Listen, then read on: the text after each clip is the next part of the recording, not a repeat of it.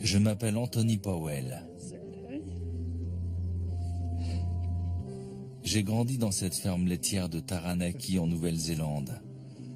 Mais j'ai passé la majeure partie de ma vie d'adulte à travailler en Antarctique. Et il y a une question qui revient très souvent. Comment c'est la vie là-bas? Il est très difficile de mettre des mots là-dessus, et ça n'a pas vraiment été filmé.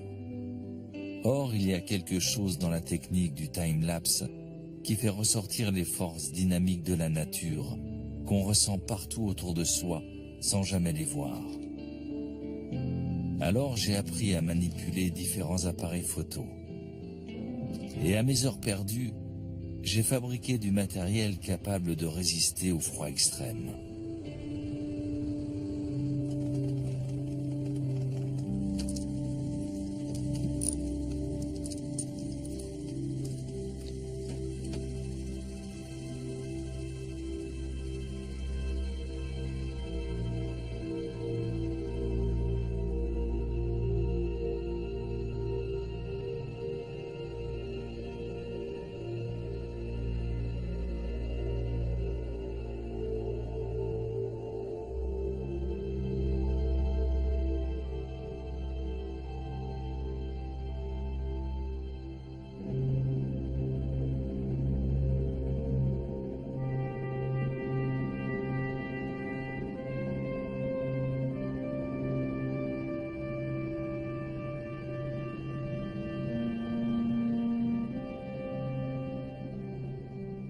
Il m'a fallu plus de 10 ans pour faire ce film. J'ai usé pour plusieurs milliers de dollars de matériel photo et passé un nombre incalculable d'heures dans le froid glacial pour essayer de saisir l'essence de cette étendue si vaste et importante.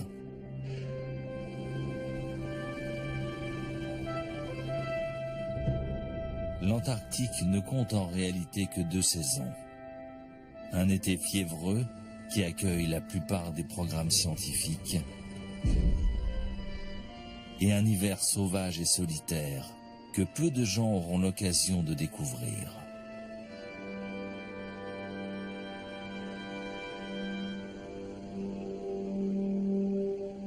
Pour véritablement comprendre cet endroit, il faut passer toute une année ici, sur la glace.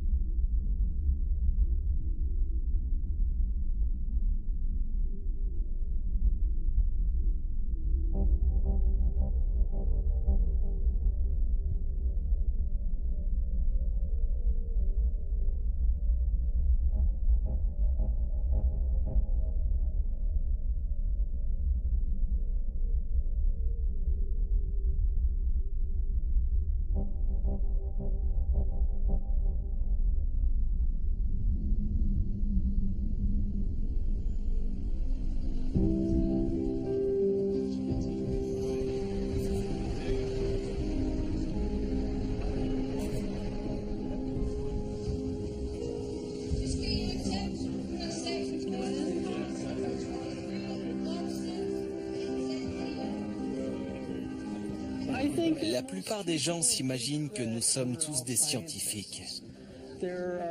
Mais il y a de vrais gens ici.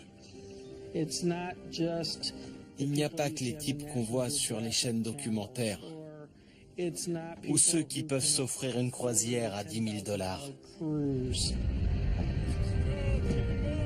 Il y a des gens comme vous et moi, des personnes ordinaires qui font leur boulot.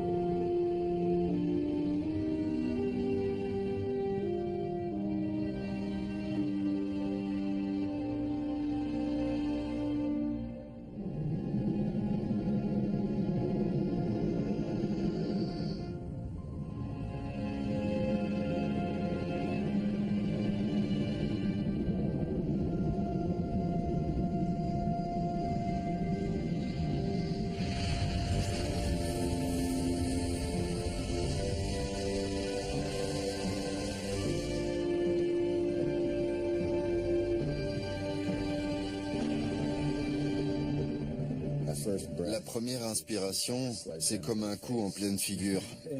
Ça réveille. Ça y est, j'y suis. C'est pour de bon.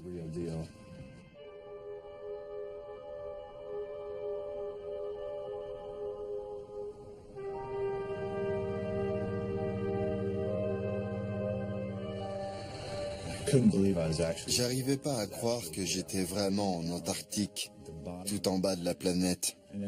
Ensuite, je me suis dit, merde, qu'est-ce qui m'a pris? Qu'est-ce que je fais là?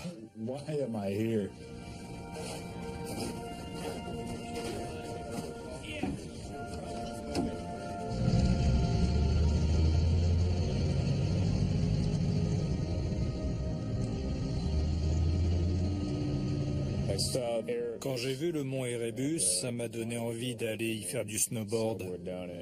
On m'a tout de suite dit non, et je suis parti bosser.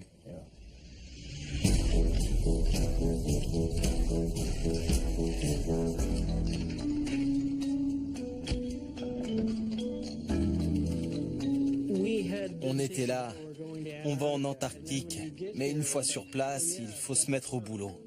La première fois, on a du mal à s'y faire. On était tellement excités d'être ici qu'on a tendance à oublier qu'on est ici pour une bonne raison.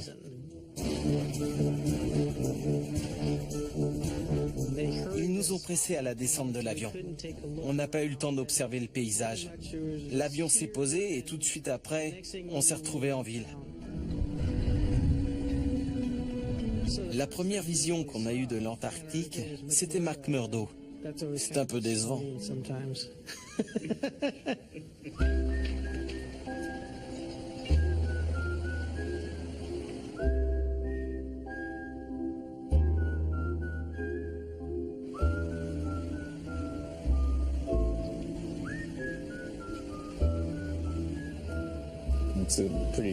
C'est une petite communauté soudée. On se serre les coudes et c'est incroyable de voir ce qu'on arrive à faire avec le peu qu'on a. J'ai vu toutes sortes de gens passer ici. Apparemment, ceux qui s'en tirent le mieux sont les plus obstinés et les plus équilibrés.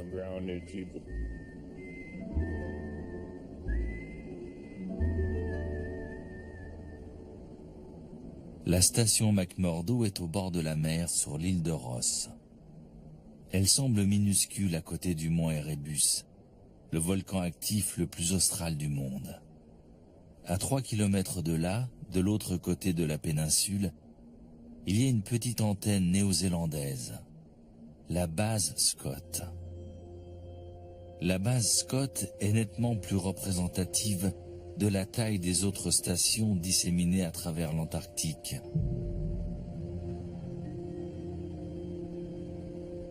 Sa proximité avec McMurdo est inhabituelle.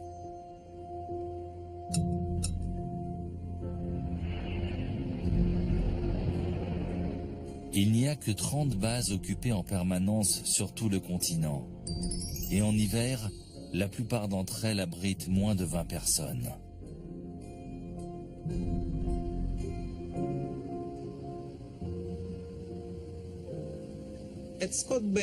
À la base Scott, on vit et on travaille dans le même bâtiment. Nos chambres sont toutes petites, un peu comme une cellule ou un placard.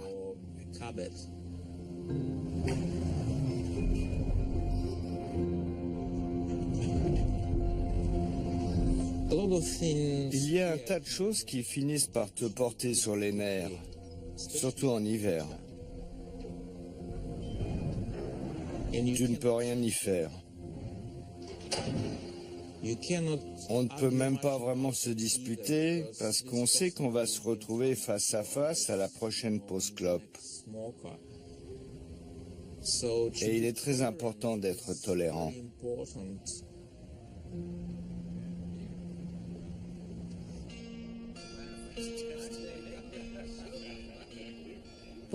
Les gens me demandent ce que je préfère ici et pourquoi je suis revenue. Parce que c'est mon deuxième séjour en Antarctique. Moi, ce sont ces montagnes blanches. Quand on voit ces sommets immaculés, on se dit que l'humanité a eu du mal à arriver jusqu'ici et que c'est encore assez récent. On n'a pas eu le temps de faire trop de dégâts.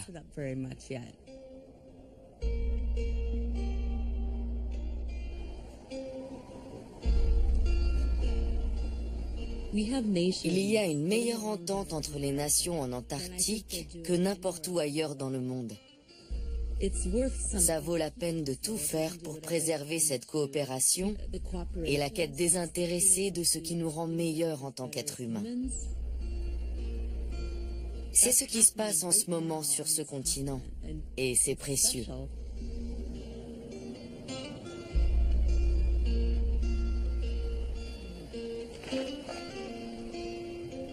Je pourrais vivre ici indéfiniment, à condition de m'échapper de temps en temps. Je n'ai littéralement pas bougé depuis le mois d'août. La plupart des gens qui sont ici depuis si longtemps sont au moins allés jusqu'au pôle sud. Ils sont au moins sortis de la ville.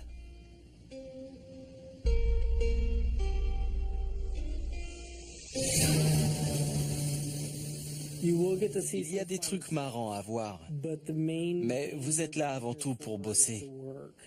Je ne voudrais pas avoir l'air blasé, mais il y a beaucoup de gens qui ont tendance à oublier ça. Et quand ils se retrouvent coincés dans une cuisine ou derrière un ordinateur, ils sont un peu dépités.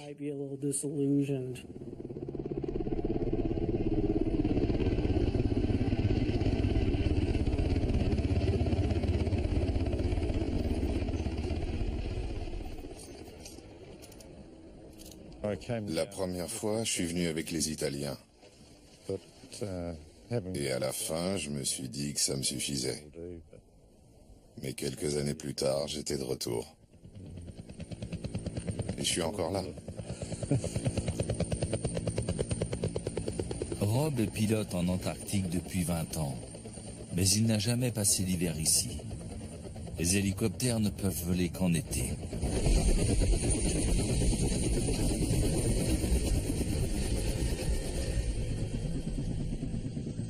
On court moins de risques ici qu'en Nouvelle-Zélande, parce qu'on n'a pas à se préoccuper de la météo. Chez nous, il y a différents degrés de mauvais temps. Ici, il fait beau ou pas beau. Chez nous, ça peut être correct, à peu près correct, ou je devrais y arriver. Pas ici.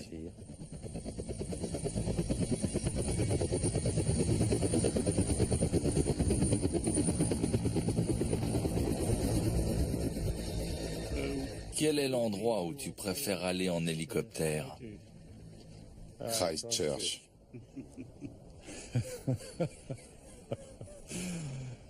Non, j'aime bien les vallées sèches. La vallée de White et la vallée Beacon aussi. La vue est spectaculaire.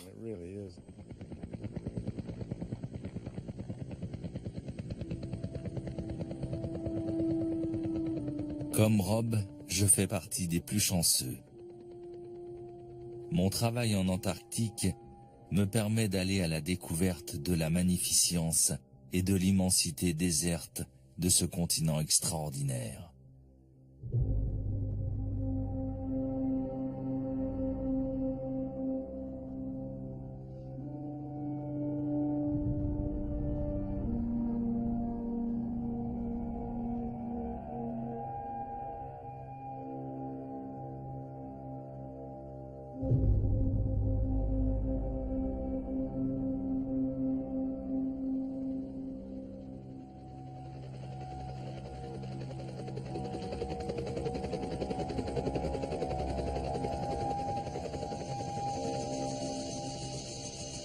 Partout où ils mènent des recherches sur le terrain, les scientifiques ont besoin d'un moyen de communication. Je passe donc beaucoup de temps à installer du matériel radio dans des régions reculées.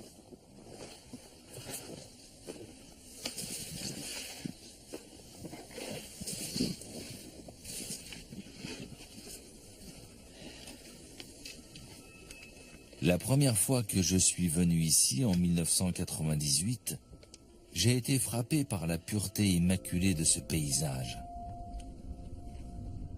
Il y a encore des endroits où l'homme n'a jamais mis les pieds.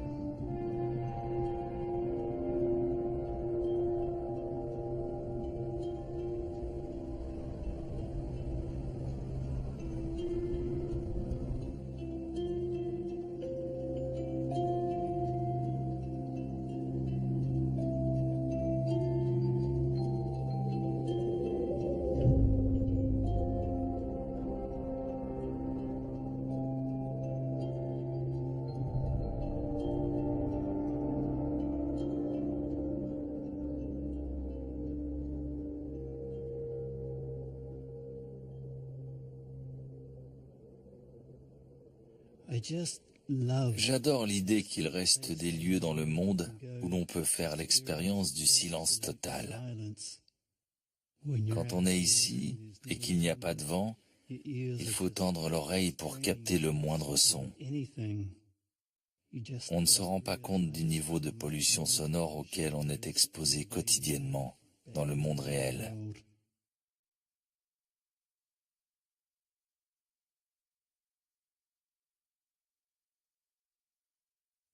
Quand on est sur le terrain, il faut faire très attention à ne pas confondre sa bouteille de pipi et sa bouteille d'eau.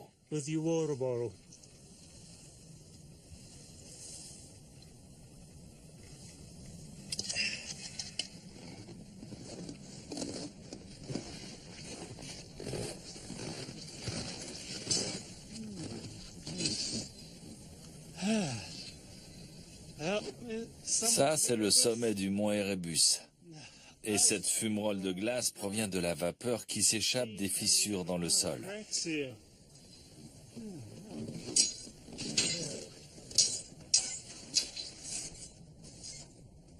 La plupart du temps, je n'en reviens pas d'avoir la chance de travailler ici.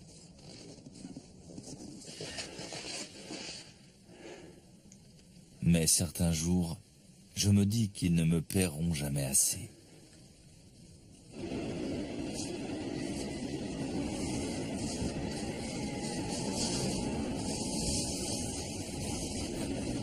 Ah, quel endroit horrible! En théorie, il devrait y avoir un drapeau juste ici.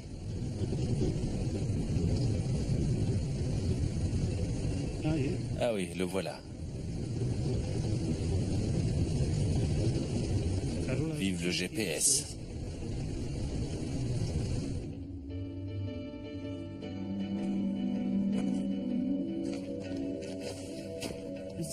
On est au milieu de l'été et il est... La petite aiguille est sur le 12. Il est minuit.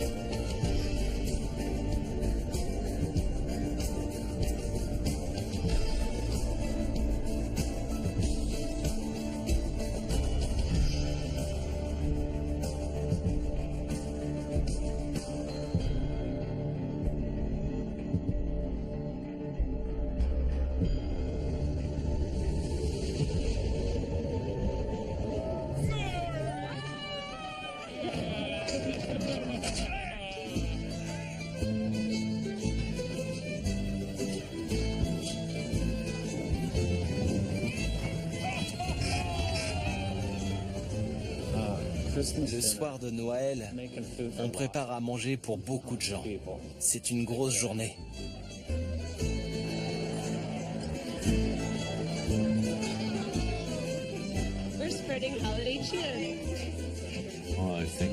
Pour beaucoup de jeunes gens, je pense que c'est une expérience vraiment formidable.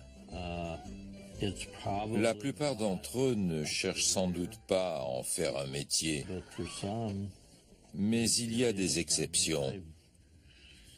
J'ai découvert cet endroit et j'en suis tombé amoureux.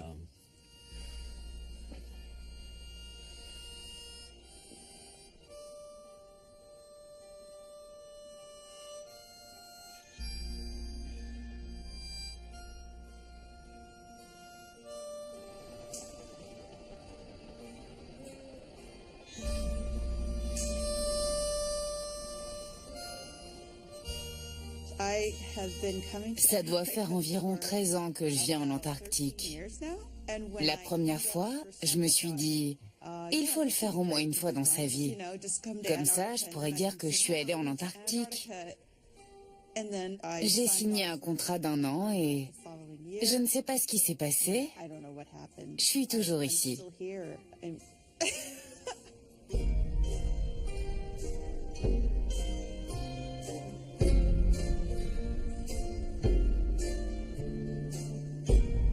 Comme disent souvent les femmes en Antarctique, on gagne à tous les coups, mais faut voir ce qu'on gagne.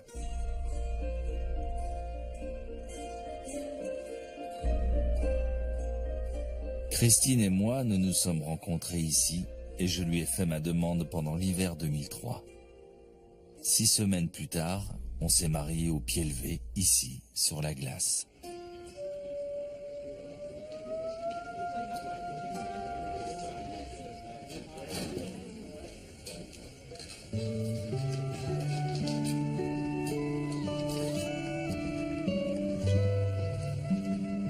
On a fabriqué des fleurs en origami.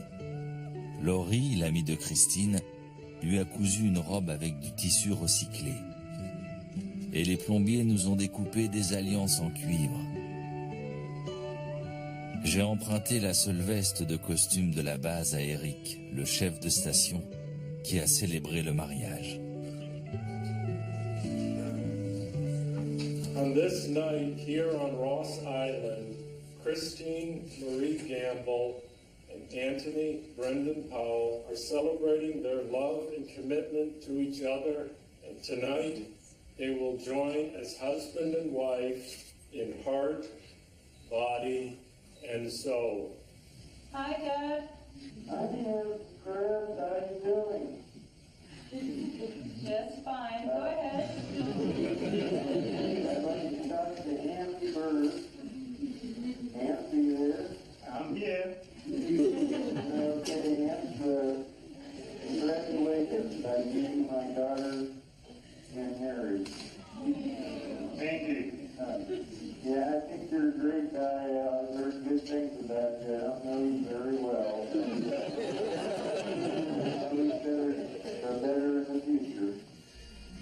Christine, is you and Ann's lifetime of happiness together.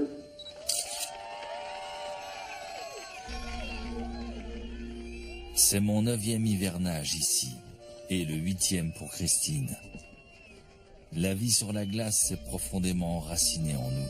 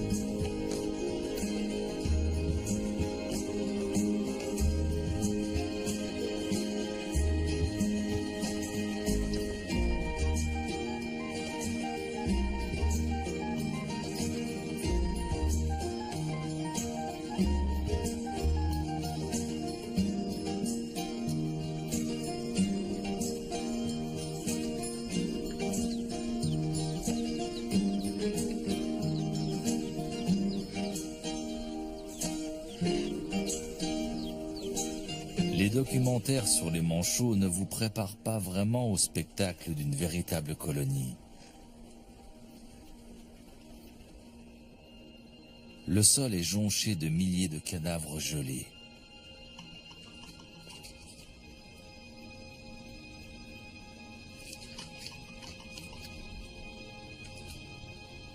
En été, la puanteur des déjections de ces 100 000 manchots est assez insupportable.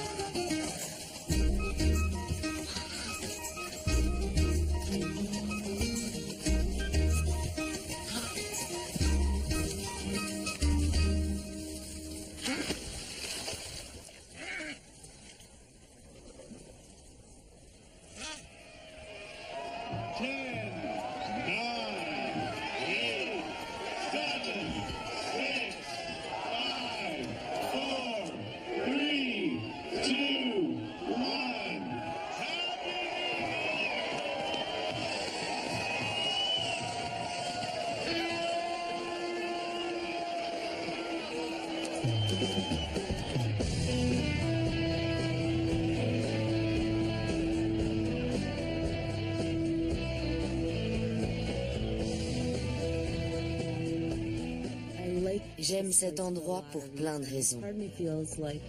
J'ai parfois l'impression que vivre à McMurdo, c'est comme de vivre au pays imaginaire. Comparé à la plupart des Américains, les gens qui sont ici ont choisi une voie très différente. Et j'adore l'idée de passer ma vie avec des gens qui n'ont pas envie de faire comme tout le monde. Pour la première fois de ma vie, je fais partie de la majorité, parce qu'on est beaucoup à penser ça. Ça ne m'était jamais arrivé.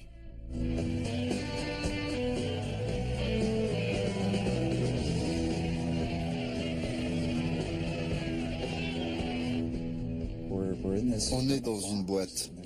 On ne peut pas s'éviter les uns les autres. On ne peut pas s'échapper. On est obligé d'interagir avec les autres à longueur de temps. Et du coup, on apprend très vite à se connaître.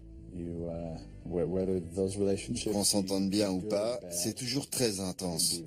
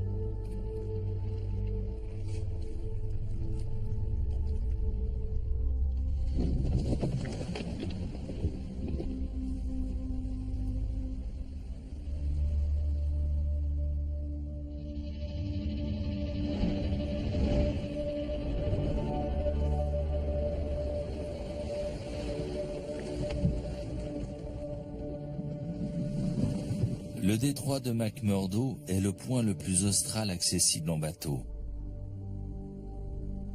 Et l'arrivée du ravitailleur annonce la fin de l'été.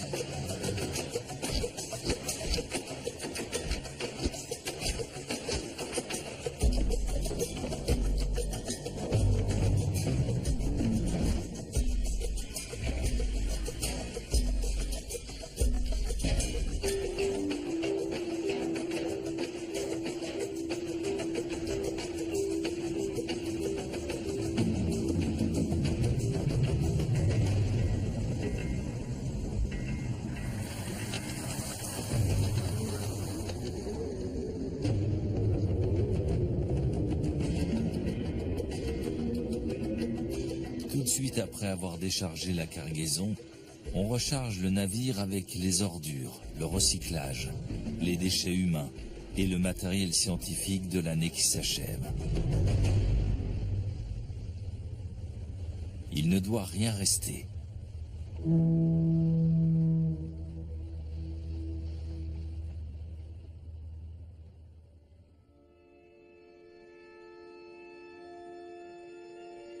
À la fin du mois de février, le soleil disparaît brièvement derrière l'horizon.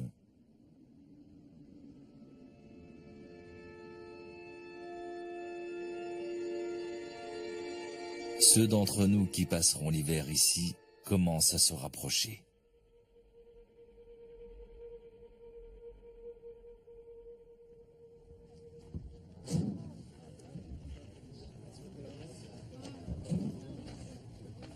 Mais la plupart des gens ne pensent qu'à rentrer chez eux.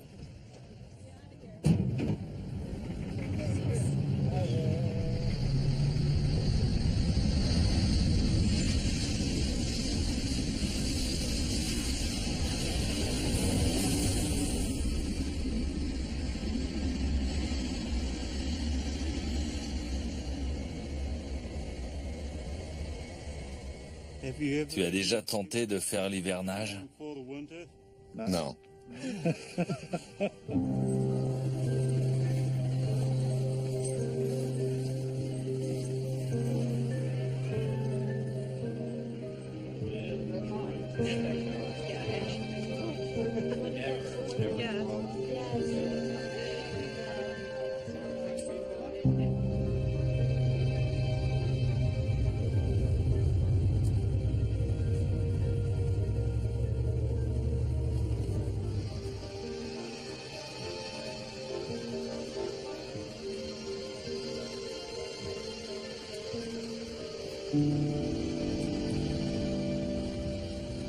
Quand le dernier avion décolle, la messe est dite. On est coincé ici pour les 6 mois à venir.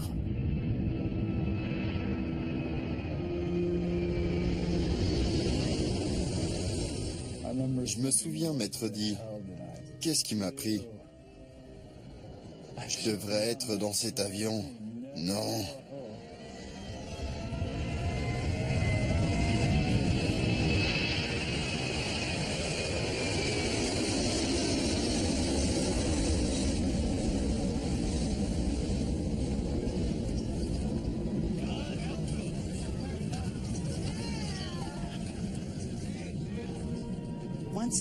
Une fois qu'il a disparu et qu'on n'entend plus rien, c'est comme si toute la ville poussait un grand soupir. Et voilà. On regarde les gens autour de soi et on se dit, ok, vous serez mes amis et ma famille pendant les 6 prochains mois.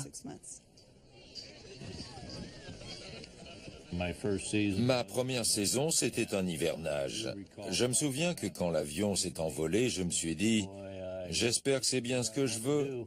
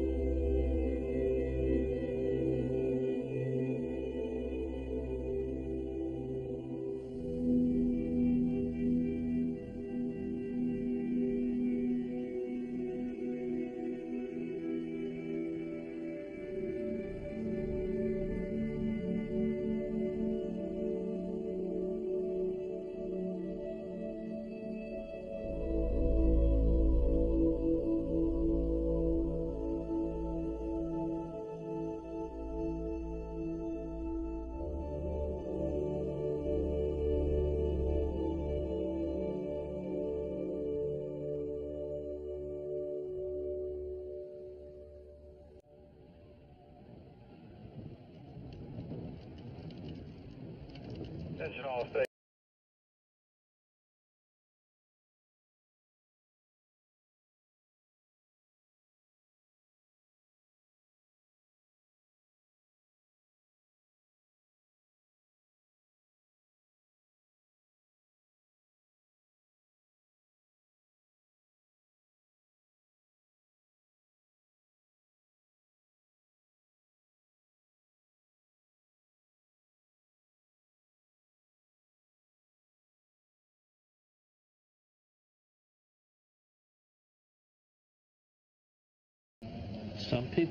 Il y a des personnes qui supportent très bien l'hiver antarctique et d'autres qui ne parviennent pas à s'y faire. Ça ne bouge pas assez pour eux, il n'y a pas assez de vie sociale. Il y a une vraie démarcation entre les hivernants et les autres. En général, c'est évident.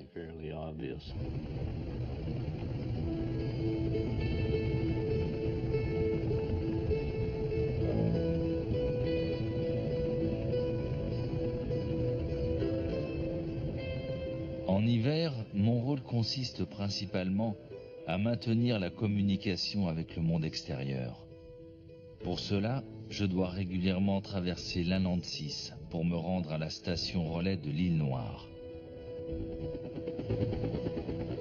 En été, la station n'est qu'à 10 minutes d'hélicoptère. En hiver, par contre, on ne peut y accéder qu'avec une dameuse. Quand les conditions sont bonnes, il faut compter environ 6 heures de route. Mais depuis quelques années, l'Inland 6 a de gros problèmes de fonte de surface. Parfois, on doit s'extirper de trous presque aussi hauts que notre engin pour se frayer un chemin jusque là-bas.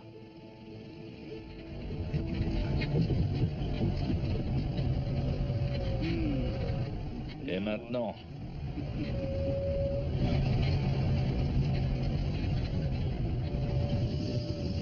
je le contourne.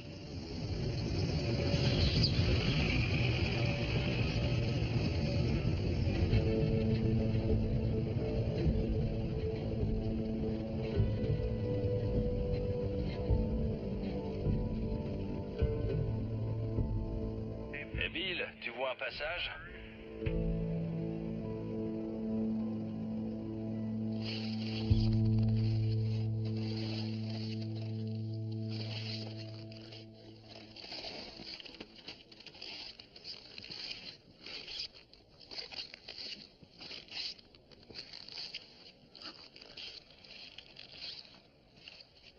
Ouais, ça devrait le faire.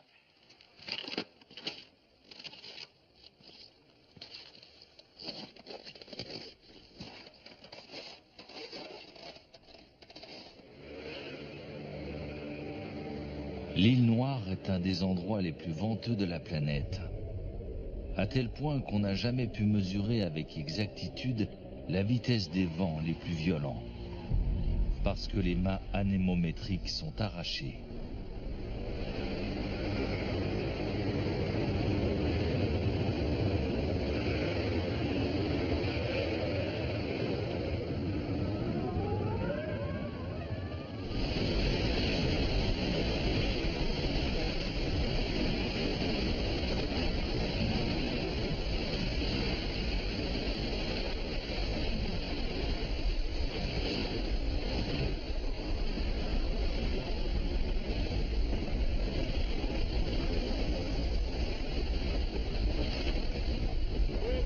Spécialiste des liaisons satellites en Antarctique, c'était sexy sur le papier. Mais ils ont omis de mentionner certains détails dans le descriptif du poste. Comme par exemple, dégivrer l'évacuation de l'urine par un vent de 145 km/h.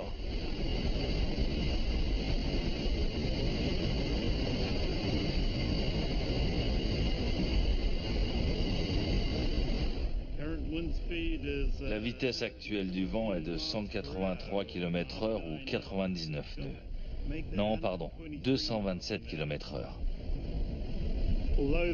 La caméra est sur un pied, mais comme vous pouvez le voir, l'image tremble. C'est parce qu'on a des rafales de vent à 100 nœuds qui ébranlent tout le bâtiment. Je vais aller faire un tour dans le dôme du satellite principal pour vous montrer ce que ça donne.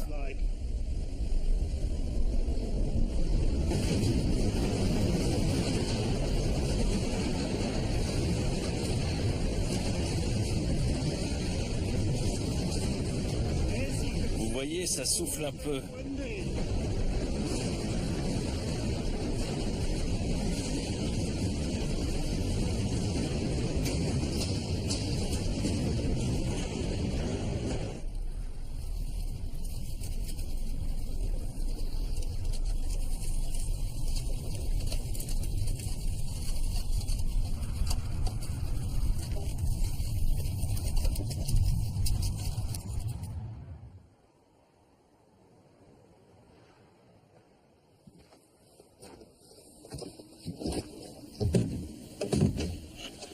Je vais vous montrer l'intérieur du dortoir depuis la dernière tempête.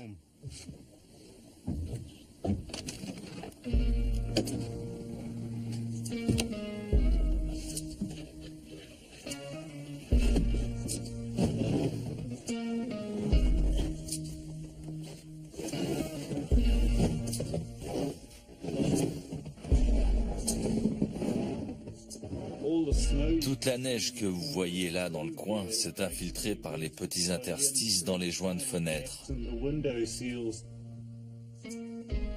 Il y a eu des rafales de vent à 360 km/h. Alors il a suffi de quelques heures pour remplir la pièce. Il y a un espace détente de ce côté-là. Et ça, c'est le poêle qu'on utilise normalement pour maintenir la pièce au chaud.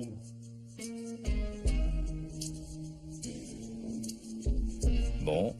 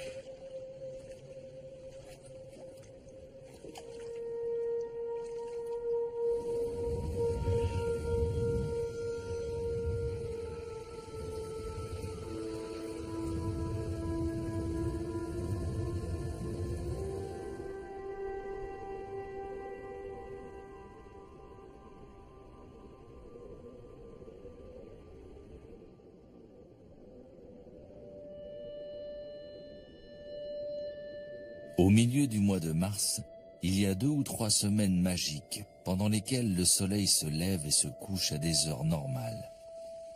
On peut même laisser les rideaux ouverts la nuit pour se réveiller avec le lever du soleil.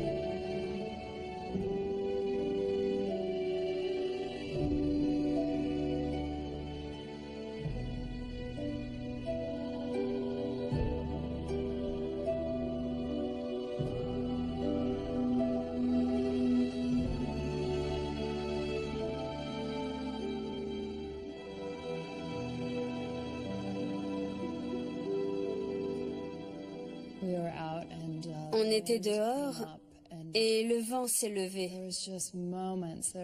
À ce moment-là, il faisait tellement froid que je me sentais vraiment en danger. Je sentais qu'il se passait un truc bizarre dans mon esprit.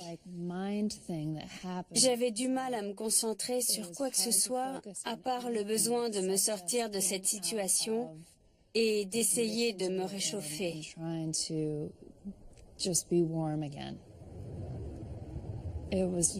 C'était vraiment dur de rester concentré sur le matériel qu'il fallait rassembler et sur ce qui devait être fait, au lieu de partir en courant vers le véhicule le plus proche.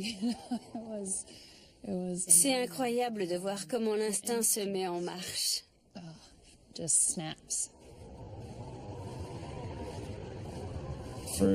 La première fois que j'ai eu vraiment froid, c'était avec toi, il y a quelques jours, quand on a pris la photo de groupe sur la colline. Ah ouais. Il y avait de grosses rafales. Il devait faire moins 60 degrés Celsius en plein vent. Quand j'ai regardé Chris Cavanaugh, il avait des larmes qui lui coulaient le long des joues. Il ne les sentait même pas, il faisait trop froid. Et le plus étonnant, c'est que quelques instants plus tard, les larmes avaient gelé sur son visage. Ça m'a frappé. Je me suis dit qu'il était peut-être temps de rentrer.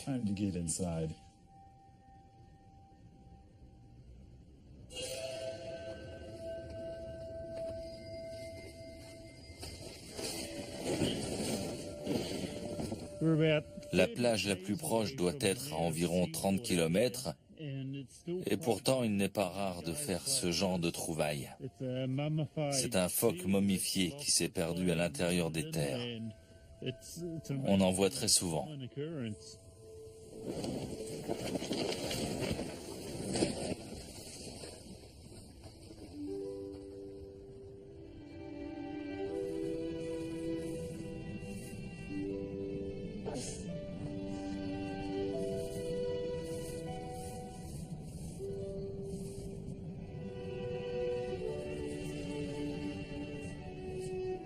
C'est déchirant de voir des animaux en détresse comme ça, parce qu'on n'a pas le droit d'intervenir.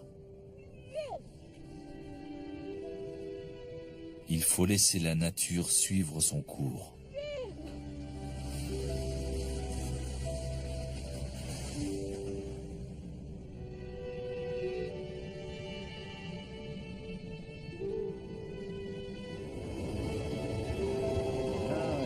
Il y a des moments où c'est très dur d'être loin de chez soi, quand on a des nouvelles.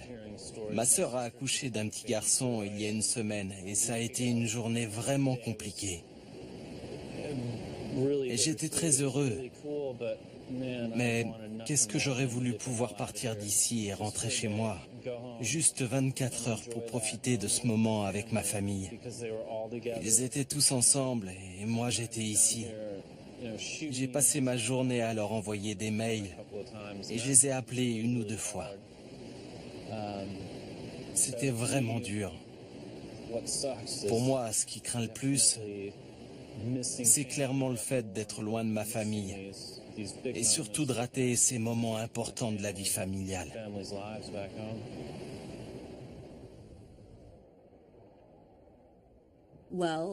D'abord, j'étais un peu inquiète. Et puis, je m'entoure toujours de quelques trucs, au cas où j'aurais pas le moral.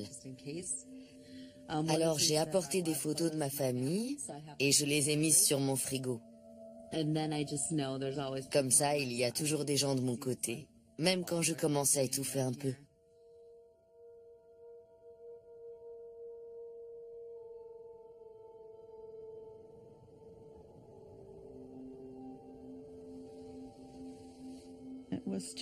C'était un jour comme les autres.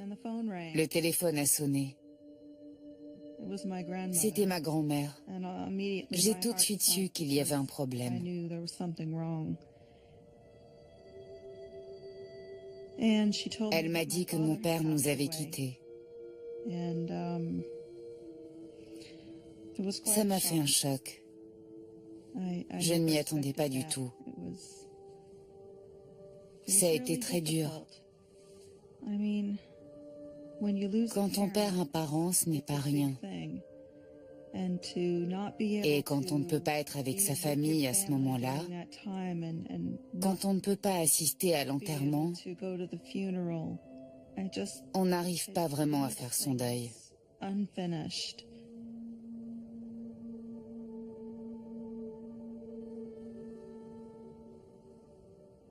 Je voulais être là pour ma famille.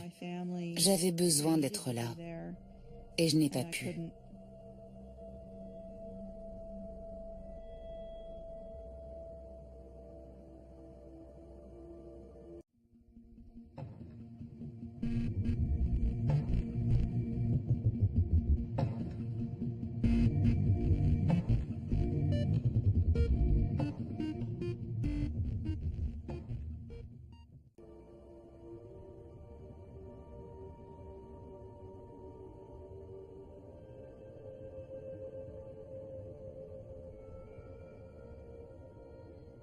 C'est sans doute l'endroit le plus isolé de la planète. Et c'est difficile à accepter. Il y a des gens que je ne vois pas faire un deuxième hivernage. Ça peut être dur.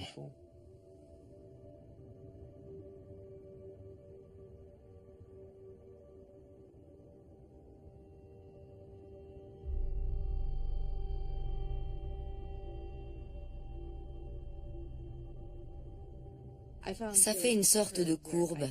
J'avais de plus en plus envie de manger des sushis et de l'indien, d'aller au ciné. Ça me manquait vraiment beaucoup. Et puis ça a disparu. Ça ne me manque plus. Je ne sais pas. C'est peut-être un genre de stress post-traumatique. Je n'y pense pas, sinon je vais sombrer. En tout cas, il n'y a pas grand-chose qui me manque. J'ai envie d'un avocat. Je mangerais bien un avocat. Si on a envie d'un toast à l'avocat, on ne peut qu'en rêver.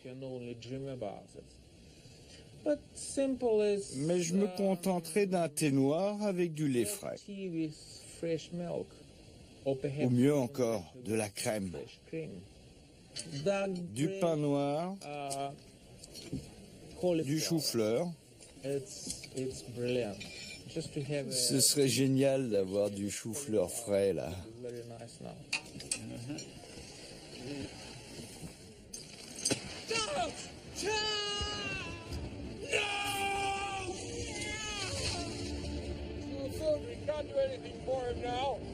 À l'hiver 2008, j'ai lancé le festival du film Antarctique en 48 heures.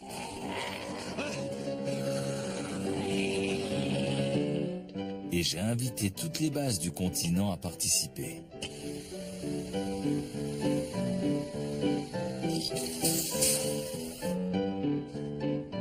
Ce qu'il y a de vraiment bien avec ce festival, c'est qu'il nous permet de découvrir à quoi ressemblent les autres stations.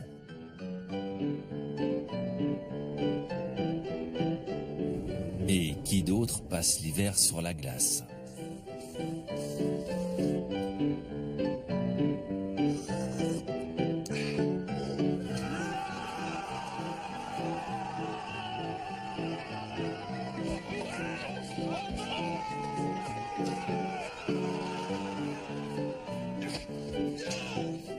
Carolina, great to hear your voice. Yes, how are you? I'm good. Yeah, I'm fine. Everything's good here. Just having my breakfast, just some coffee. How are your parents?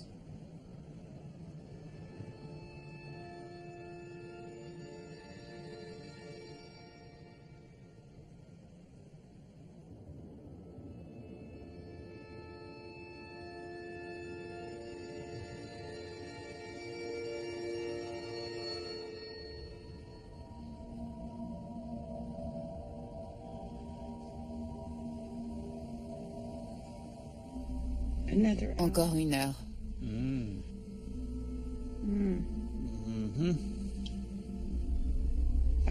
Est-ce qu'on reverra le soleil?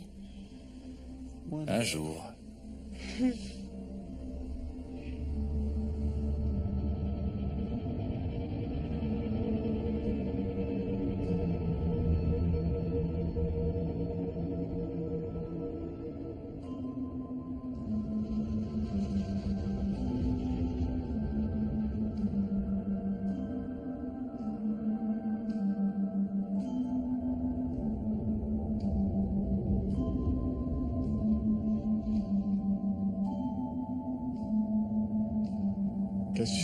On s'habitue à vivre dans un monde sans lumière.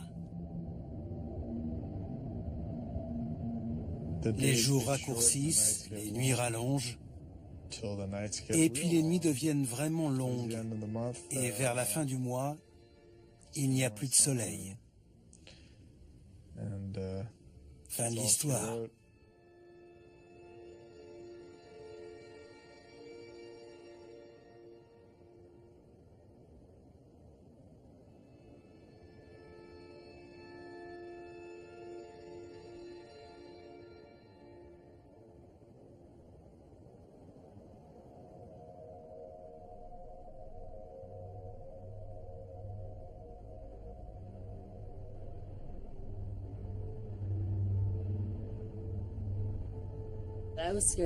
J'avais peur de l'obscurité qui allait s'installer pour plusieurs mois. Je me disais, est-ce que ça va m'atteindre? Comment est-ce que je vais réagir? Ça me faisait peur. Je me demandais si ça allait me changer. Depuis la maison, je correspondais avec les hivernants et je le voyais dans leurs mails. Ils changeaient. Je me disais, et moi, je vais changer? Je ne sais pas.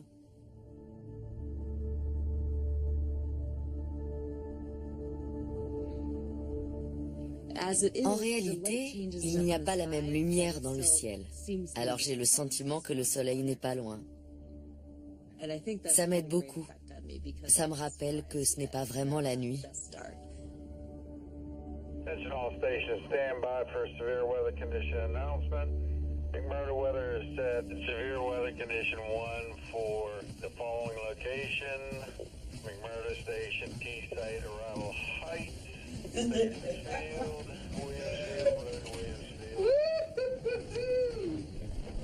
Regardez ça. C'est l'entrée de notre dortoir. En temps normal, il y a de la moquette par terre et les murs sont juste des murs. On va ouvrir la porte. On dirait qu'elle s'ouvre sur un autre monde. Vous êtes prêts?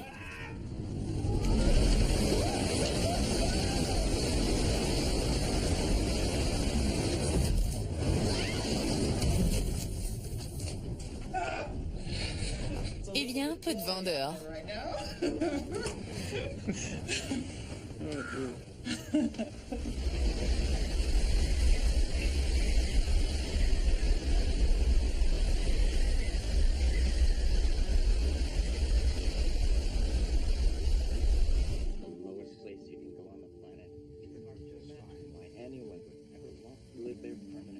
Quand on regarde la télé et qu'on voit tout ce qui se passe dans le monde, on se dit heureusement que je suis ici. Mais parfois, on tombe sur une émission avec des palmiers bercés par la brise, des gens qui s'amusent et des paysages bucoliques. Et ici, c'est la nuit noire et on est dans le vent et le froid.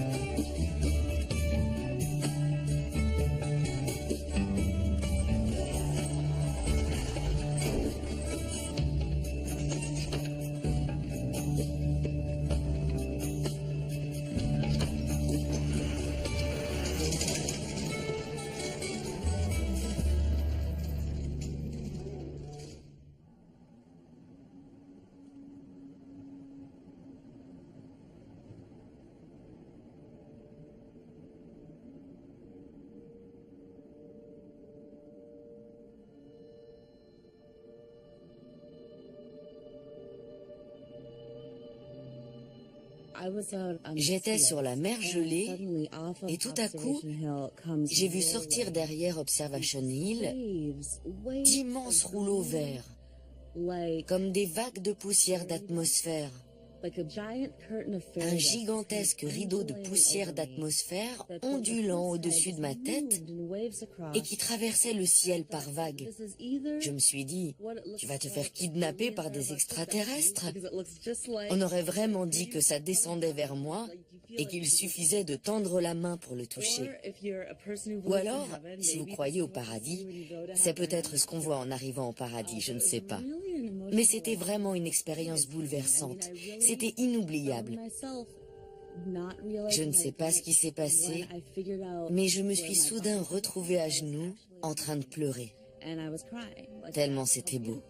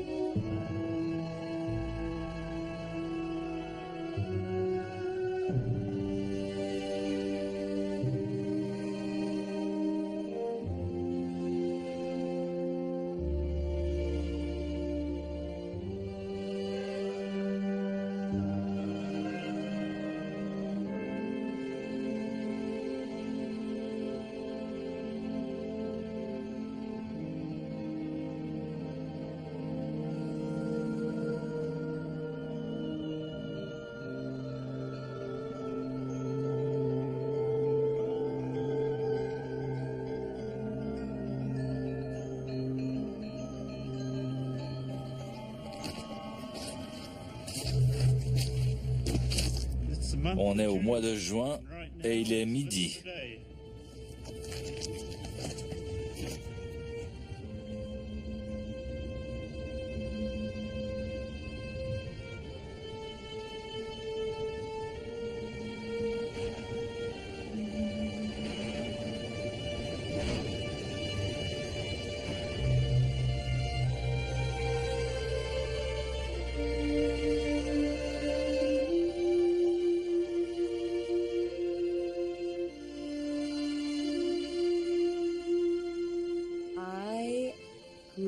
J'ai grandi dans une région rurale où on voyait très bien les étoiles, au cœur du Minnesota.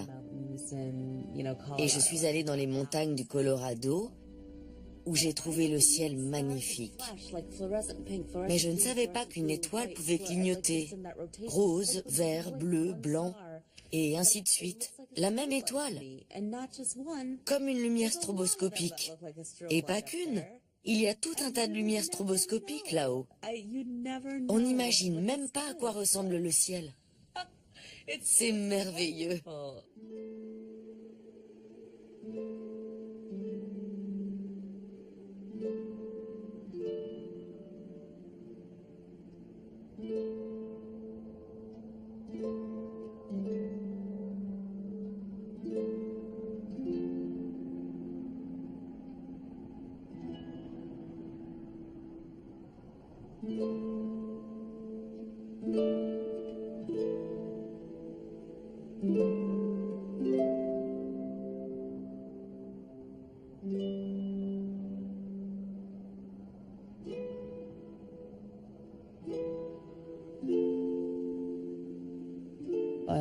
J'ai adoré ces journées d'obscurité. Parfois, les soirs de pleine lune, je voyais les montagnes. Mais d'autres fois, j'oubliais jusqu'à leur existence. Et mon univers tout entier tenait dans l'espace clos où j'évoluais.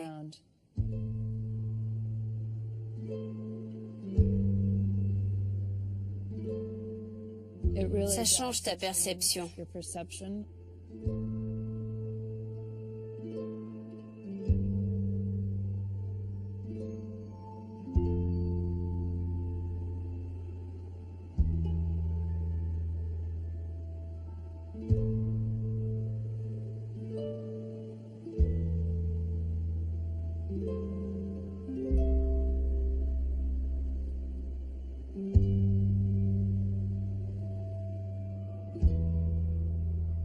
Vers la fin de l'été, j'avais terriblement hâte de revoir l'obscurité.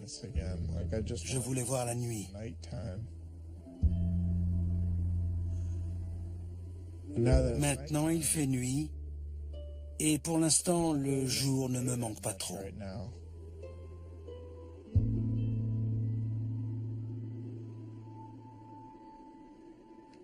We have 3 dinners here each year. Of course, our sunset, now we're at the midwinter, and as we all know, that sunrise isn't far away. So, I'd like to charge your glasses into friendships and long-lasting friendships. Thank you.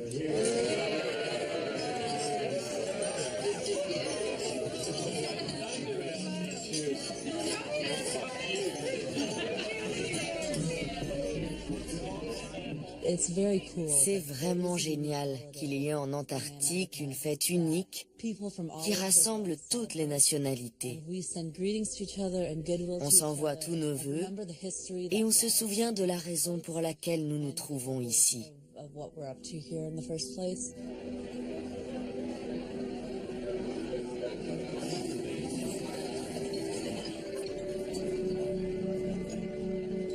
C'est merveilleux. J'adore la Midwinter.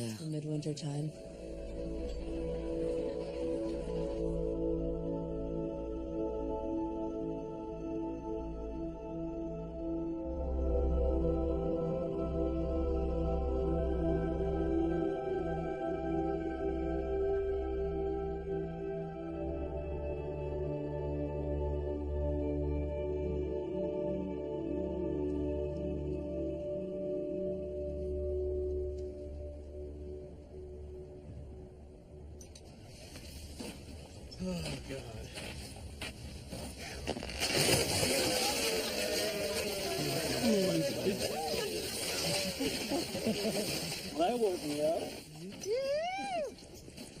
Come on, Bernie. Do it. Good, yeah!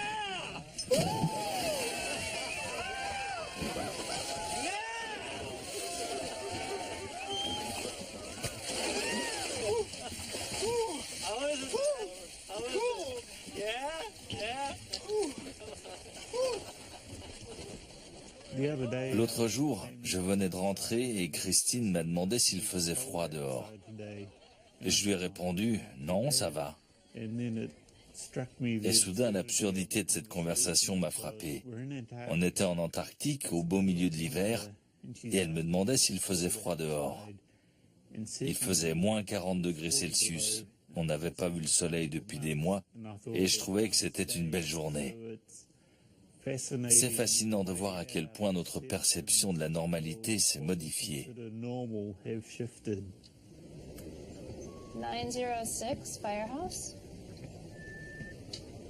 Go for 906. Hey, just checking on the progress. Is Scott Base Road open again? That is a negative. We need 10 more minutes. C'est le fait de passer 6 jours par semaine assise dans ce bureau à téléphoner sous les néons qui finit par devenir difficile. Parce que je ne suis pas en train de faire des trucs dehors. Firehouse, Genevieve. Sure, one sec. J'essaie de rompre cette routine. Je me réveille, je vais au travail, je mange, je dors. Et je recommence du début. Firehouse, Genevieve.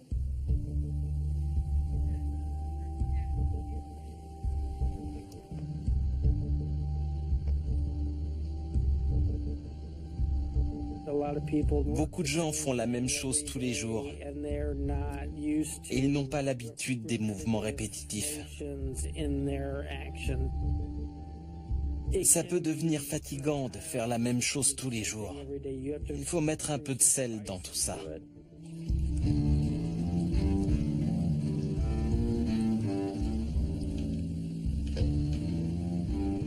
Merci.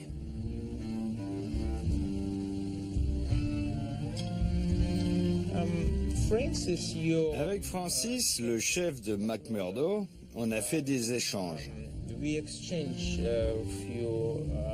Il a apporté de la viande et moi, je lui ai donné une bouteille.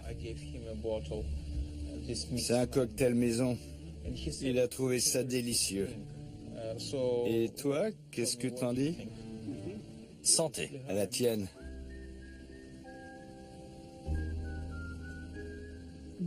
En hiver, on a une vision des choses plus introspective.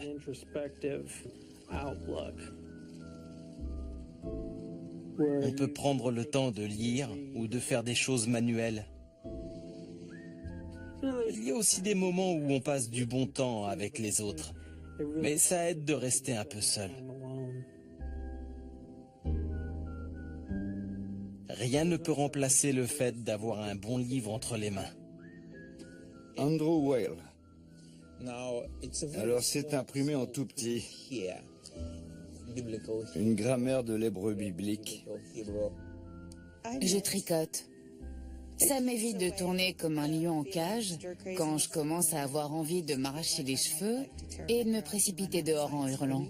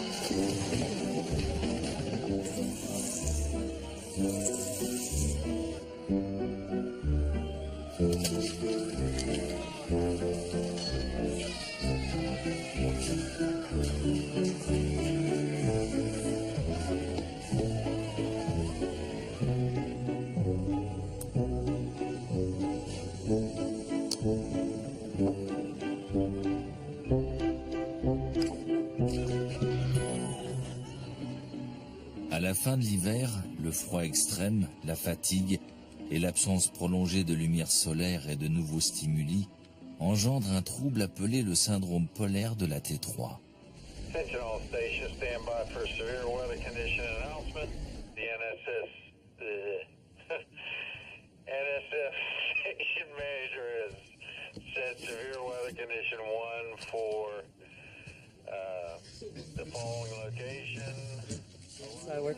Je travaille à la boutique et on ouvre tous les jours à 11h30. Et presque tous les jours, il y a ce type qui vient faire une course à 11h35 ou 11h40. On a la même conversation. Je ne lui demande même pas ce qu'il veut, je lui donne un paquet de cigarettes. Et l'autre jour, il arrive à la même heure et me fait « Ça alors? Je ne savais pas que vous ouvriez à cette heure-là. Vous avez toujours ouvert à cette heure-là » Je me disais, tu viens tous les jours, tu achètes la même chose tous les jours. Et lui, il est parti en répétant, ça alors, je ne pensais pas que vous étiez ouvert à cette heure-là.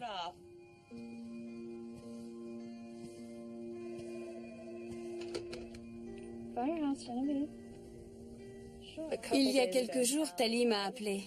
« Oh, Tali, je suis vraiment contente de t'entendre. J'allais justement t'envoyer un SMS. »« Oui, tu me l'as envoyé. » J'avais complètement oublié. Et je crois que ça m'arrive assez souvent. Un jour où je devais sortir, la chef m'a balancé une paire de bottes. Je les enfile, je marche avec, mais il y a un truc bizarre, je ne sais pas quoi. J'arrive à la porte de la caserne, je regarde mes bottes et je me rends compte que j'ai inversé les deux pieds. Je rentre, je m'assieds, je les enlève. Je retire la botte droite, je la pose. Je retire la botte gauche, je la pose. Je reprends la première, je la remets au même pied. En gros, je les ai enlevées, je les ai remises à l'envers et je suis ressorti.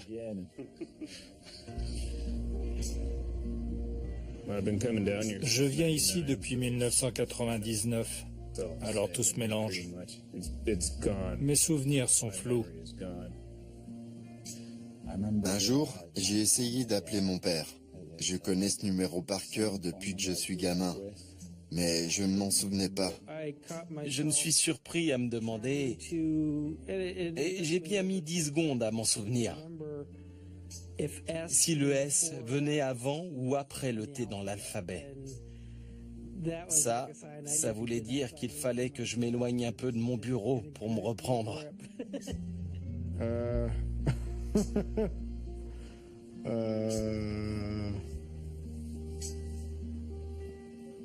Je me suis mis à dire beaucoup plus souvent qu'avant.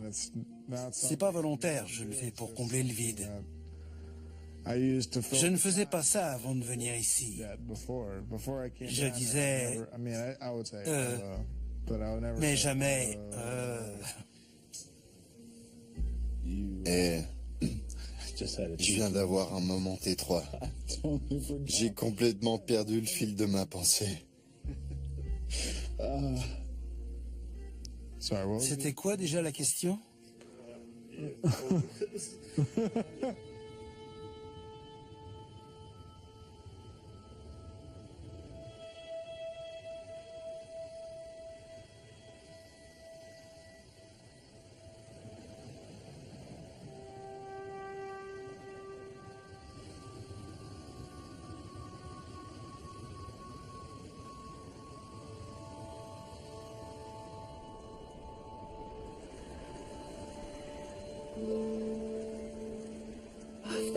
Si seulement il y avait un moyen de mettre en bouteille l'odeur de l'été, le parfum des fleurs, de la pluie, de l'herbe verte et des rivières.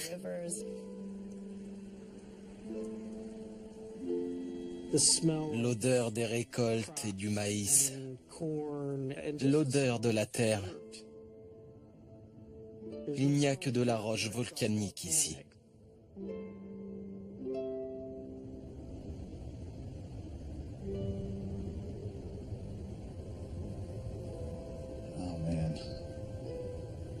La pluie me manque, les arbres, l'eau, ma famille, mes crétins de neveux. Un tas de choses me manquent. On fait des sacrifices pour venir ici.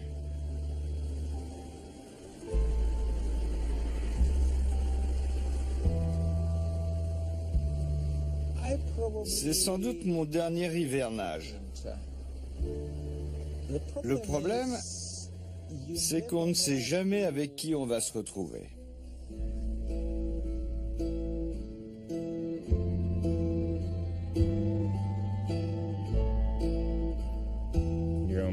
C'est comme si on était coincé dans un village et qu'il n'y avait plus rien d'autre. Et puis le soleil revient et on se souvient où on est.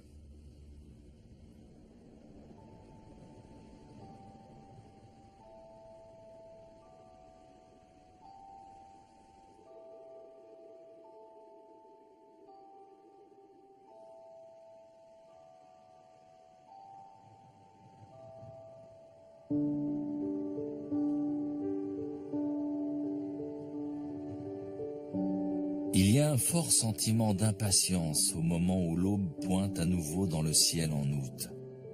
On est un peu comme des gosses la veille de Noël.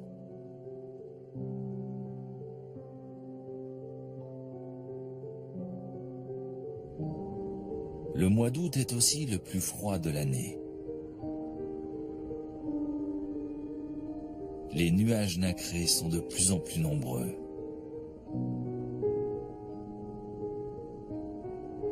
Ça a beau contribuer à la destruction de la couche d'ozone, quand le soleil les atteint enfin, c'est magnifique.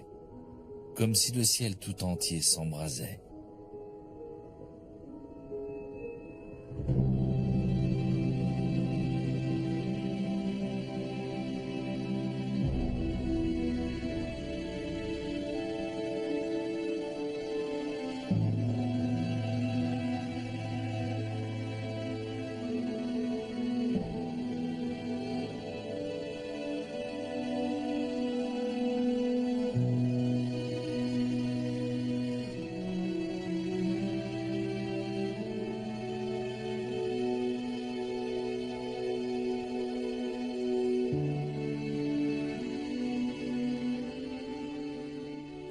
Rien n'est plus extraordinaire que de revoir le soleil.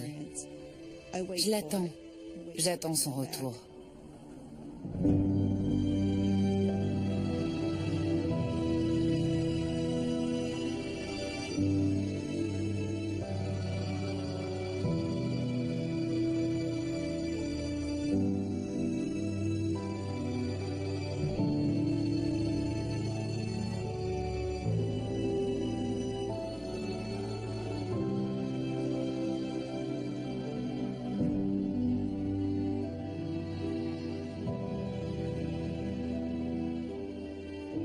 À un moment ou à un autre, il va apparaître. Je ne sais jamais quand ça va arriver, mais quand je le vois, je suis obligée de tout arrêter. Où que je sois, je m'immobilise et je le regarde. J'ai envie qu'il me remplisse la tête. Je le laisse entrer par mes yeux. C'est la source de la vie.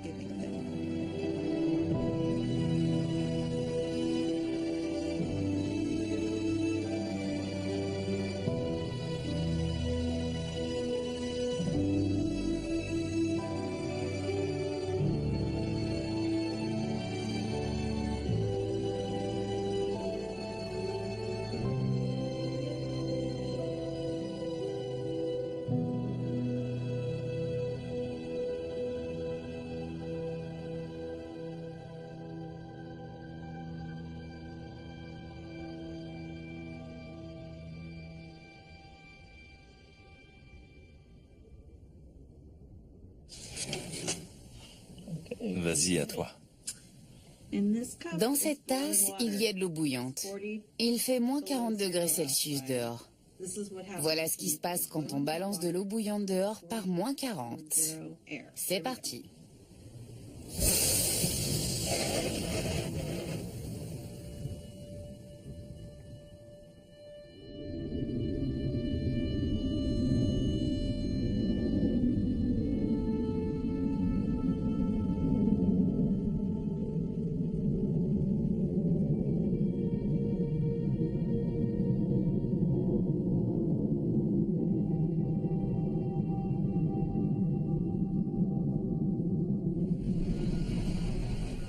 Pendant la campagne d'été, la population de la base passe du simple au double.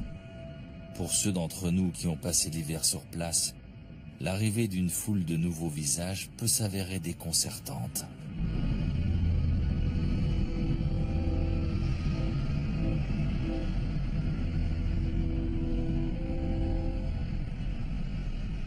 C'est assez fou. En général, soit ça donne la pêche, soit c'est tout le contraire. On se sent vidé de son énergie. Et j'ai tendance à me sentir vidé de mon énergie. Je ne suis pas fan du moment où tout le monde débarque.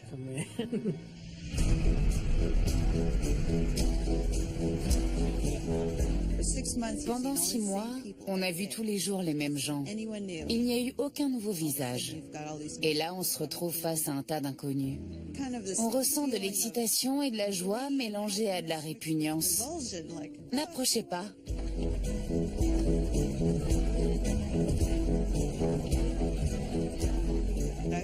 J'ai déjà vu des gens qui restaient en retrait pour regarder en coin.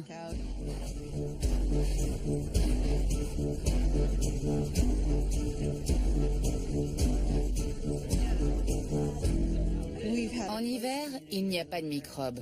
Personne n'est malade. Mais les nouveaux amènent des microbes avec eux. Ils ont une énergie incroyable et ils sont oranges. On les appelle les oranges à cause du bronzage. On ne mesure pas à quel point l'absence de luminosité nous rend pâles.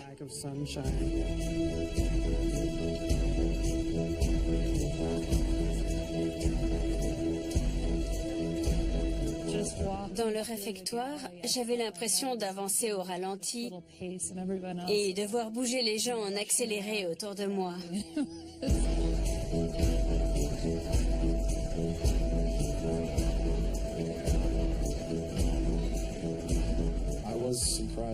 J'ai été surpris de voir à quel point notre comportement était territorial. Après avoir accueilli le vol, je suis allé manger. J'ai pris mon plateau et mon assiette. Je me suis avancé et j'ai découvert qu'il y avait la queue. J'étais furieux. Ces gens venaient d'arriver. Ils ne savaient même pas ce qu'ils faisaient. Toute ma routine était bousculée. Et j'étais tellement furieux que j'aurais pu planter ma fourchette dans le dos de quelqu'un.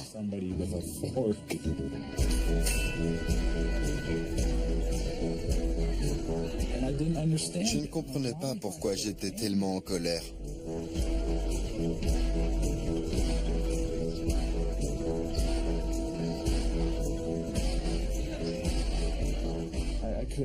Je n'ai pas pu manger au réfectoire.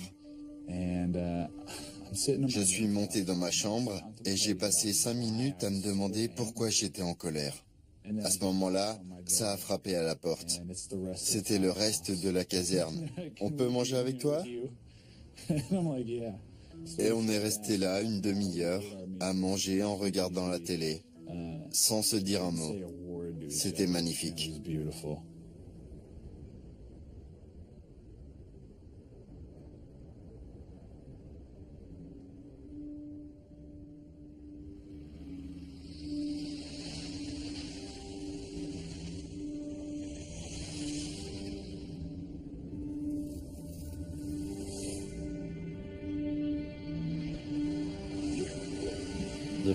Pendant quelques jours, peut-être une semaine, il y a une sorte de choc culturel. La dynamique change, le niveau sonore augmente.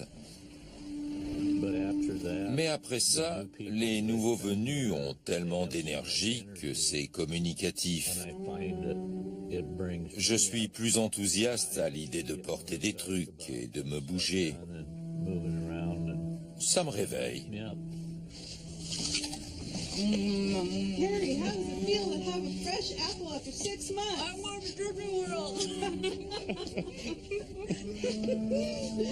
Fresh apple, enjoy your apple.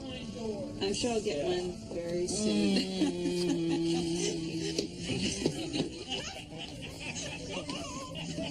Be gentle with the banana.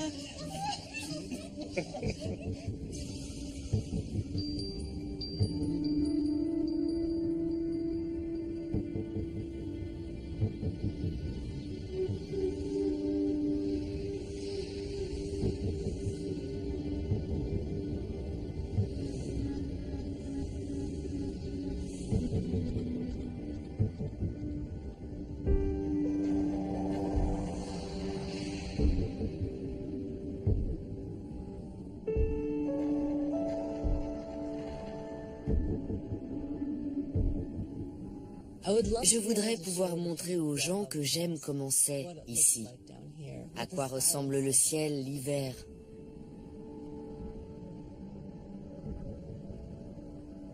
Parce qu'ils ne le verront jamais.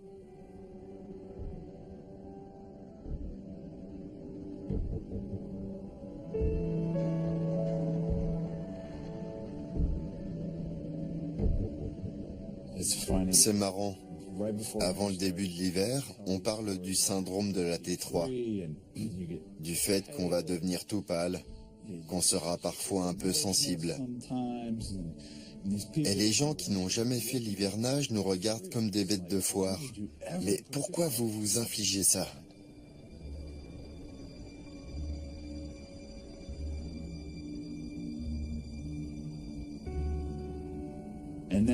Et puis à la fin, on se regarde et on se dit, l'hivernage, il n'y a pas mieux. C'est le top.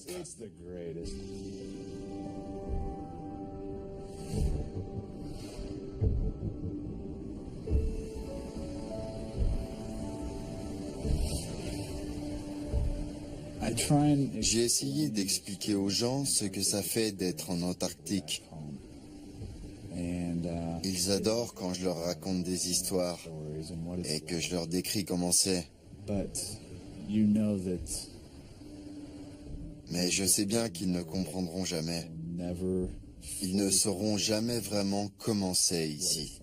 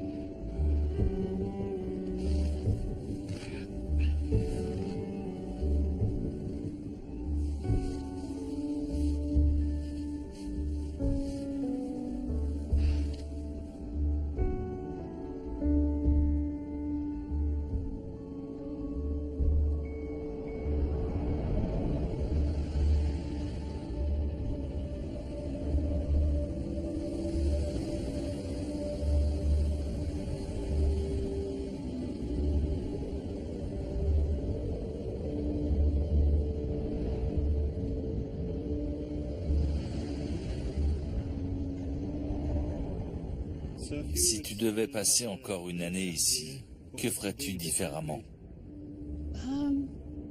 J'apporterai moins d'affaires.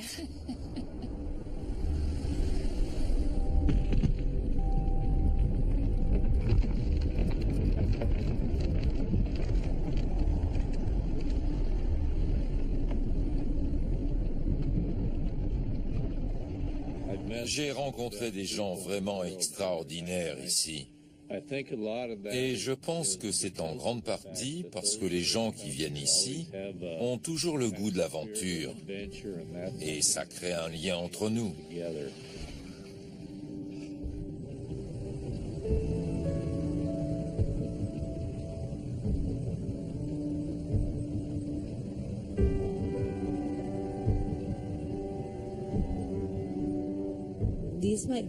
C'est peut-être l'âge d'or de l'Antarctique.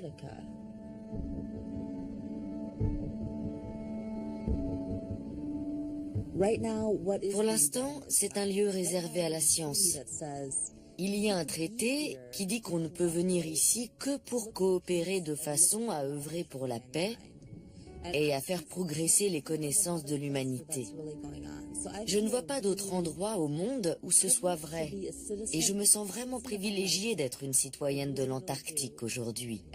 Vraiment. Un jour, quelqu'un trouvera un moyen d'extraire du pétrole dans un but commercial. Un jour, le traité prendra fin. Je ne sais pas si on pourra toujours être aussi fair-play qu'on l'est aujourd'hui.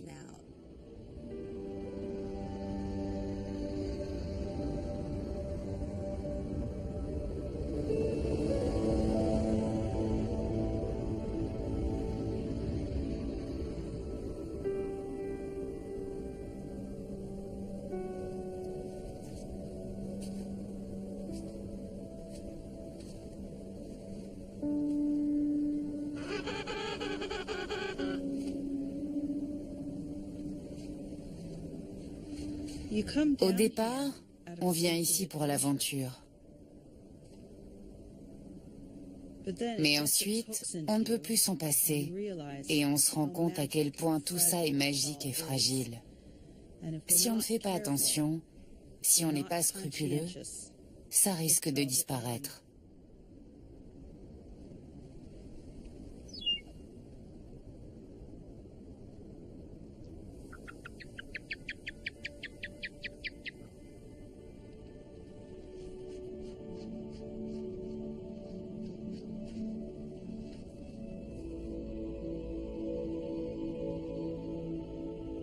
Imaginez que vous avez une maison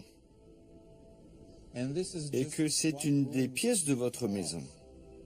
Une pièce froide où personne ne vit, mais une pièce de votre maison quand même. Vous devez vous en occuper et surveiller ce qui s'y passe.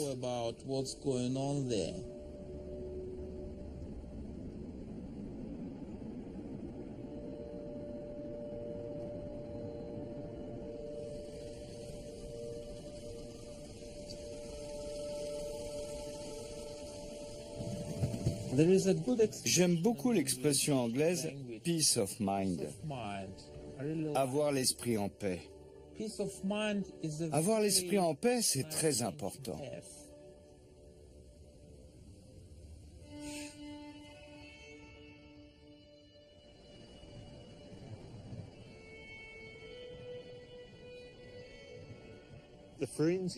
Les amis qu'on se fait et les souvenirs qu'on engrange, on les garde toute sa vie.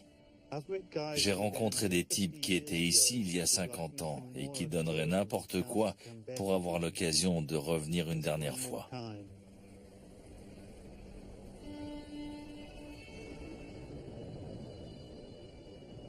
On n'est jamais vraiment chez soi ici. Mais il y a une sorte de familiarité qui s'installe.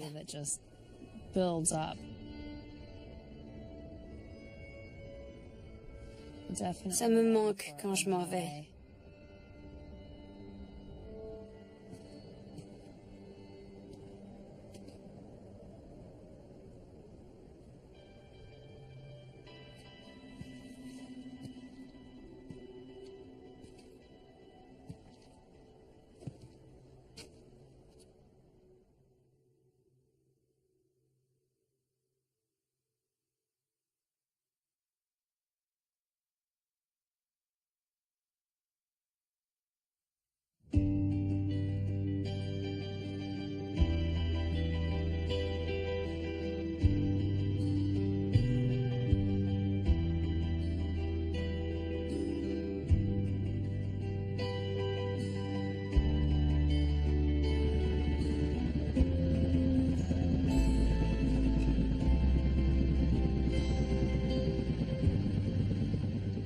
Je ne m'attends pas à venir en Antarctique aussi longtemps que j'en aurai envie. Le programme pourrait changer, je pourrais échouer au test d'aptitude physique ou encore ne plus avoir de poste. Personne ne reste ici indéfiniment.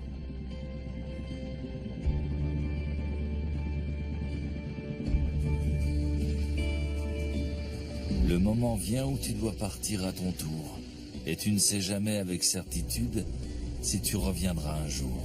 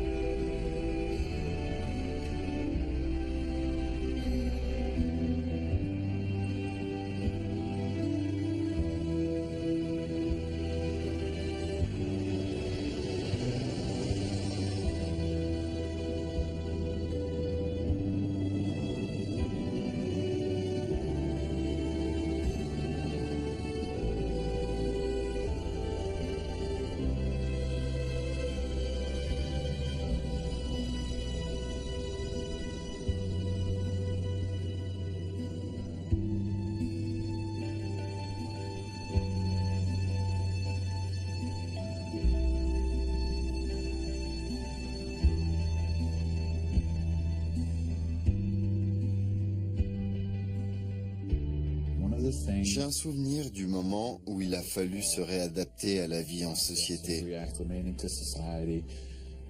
C'était un lundi matin. Il devait être 8h30 et j'étais coincé dans les bouchons.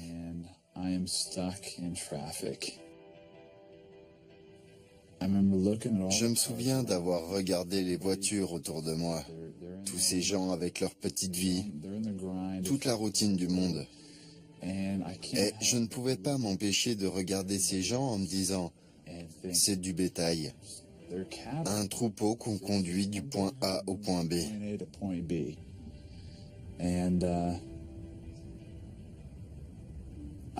J'avais envie de retourner sur la glace.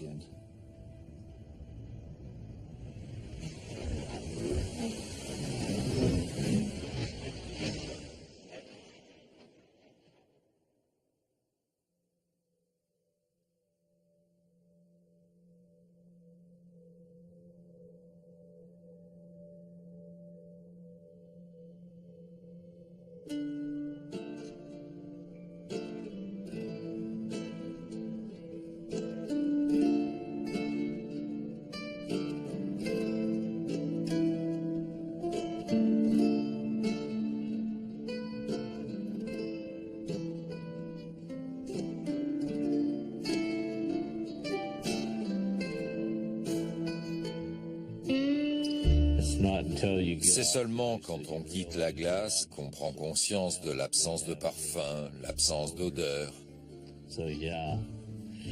Alors on peut aller au jardin botanique pour se faire une overdose olfactive.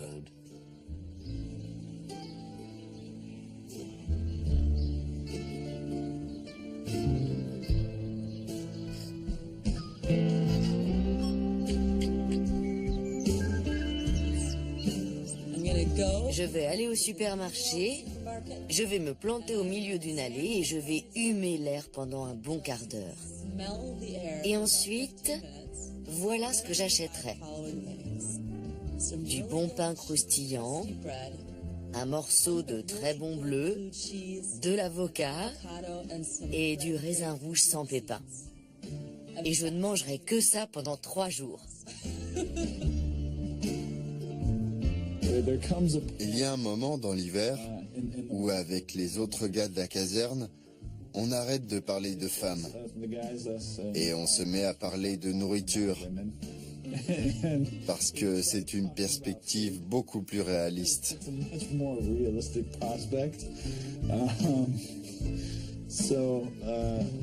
J'ai décidé qu'en rentrant, je me taperai un steak et un homard. Je vais faire un festin. Des légumes frais, avec du goût. Un burrito aux haricots chez Taco Bell. Du pain noir, de l'avocat et du chou-fleur. Un bol de cornflakes avec du vrai lait et des rondelles de banane. Des œufs bénédicts au boulevard en Nouvelle-Zélande. Tout ce qu'on trouve à Christchurch est bon. Tant que ce n'est pas une cantine. La première chose que je ferai quand je rentrerai en Nouvelle-Zélande, c'est d'aller au jardin botanique pour toucher l'herbe et sentir les fleurs. Ensuite, j'irai jusqu'à l'océan pour voir l'eau bouger. Tu es sur l'océan, là? Exactement, c'est ça qui est drôle. Je suis une montagnarde, ça ne m'attirait pas du tout avant.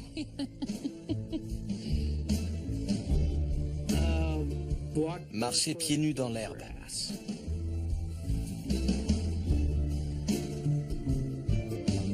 Je prendrai un vol direct pour l'État de Washington et je passerai 3 semaines à pêcher comme un fou. Je mangerai des saumons, des truites arc-en-ciel et je ne m'arrêterai qu'après avoir dégobillé. J'ai très envie de dormir dans mon lit. Et la pluie. J'ai envie d'entendre la pluie et de la voir, de la sentir à nouveau. Magnifique. Je n'ai rien prévu de faire. J'espère qu'il y aura au moins une journée de pluie pendant que je serai à Christchurch pour me promener sous la pluie. J'adore ça. Je veux de la pluie. Dormir correctement. Dormir correctement pendant quelques jours. Je ne sais pas. Aller à l'hôtel et prendre un bain.